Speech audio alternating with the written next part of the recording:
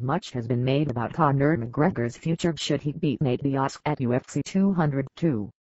There has been talk about a trilogy fight with Diaz, returning to featherweight to defend his title against Jose Aldo or looking for a world title at lightweight against Eddie Alvarez.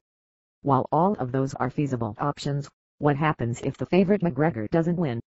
Better yet, what does the future hold for the underdog Diaz? The younger Diaz brother is in an interesting position. Although he could wake up Sunday morning with a 2-0 record against the biggest star in the Ultimate Fighting Championship, what would it all mean? There will always be the argument that he just beat up a smaller man in McGregor and it doesn't really mean much in the grand scheme of things. The UFC will have to try to find a way to keep the momentum going with Diaz while also knowing that he's not necessarily the top 3 fighter in his division. The right idea would be to fast-track him to a lightweight title shot against Eddie Alvarez. However, that would also mean that Khabib Nurmagomedov would have to sit on the sidelines again. And that's an awful proposition considering that Nurmagomedov probably deserves a title shot more than any other top contender in the UFC.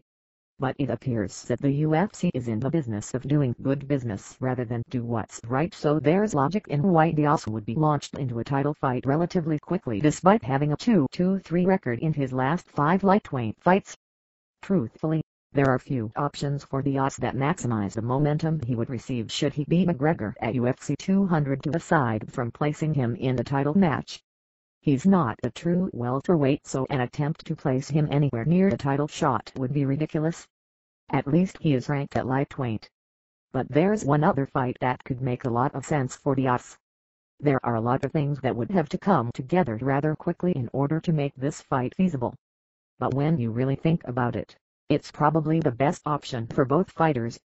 There's already a built-in narrative of GSP defeating Diaz's older brother and little bro is seeking revenge against a returning legend. The momentum heading into another super fight doesn't disrupt any of the divisions nor does it hurt either fighter's standing. With Diaz already embroiled in a pair of fights with McGregor, what's one more fight that has little bearing on the weight class he currently competes in? As for St. Pierre, why not? He doesn't appear to be enthralled with the possibility of being champion again. And if he's looking for the most lucrative fights out there, the showdown with the 2-time McGregor conqueror would make a lot of sense from a financial perspective.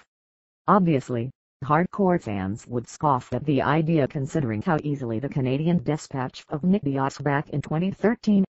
But it's a different time, and considering all of the upsets we have seen in the past year alone, there's a lot of intrigue in a GSP Diaz fight. Surely, Diaz would accept the fight.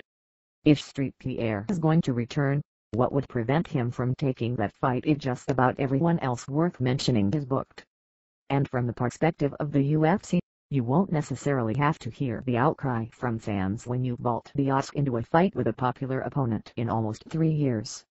It's a much different story if a top contender had to be shoved aside in order for them to capitalize on Diaz's momentum. Of course, everything hinges on the outcome of UFC 202's main event. But why not start speculating now, since we've done nothing but speculate about McGregor's future?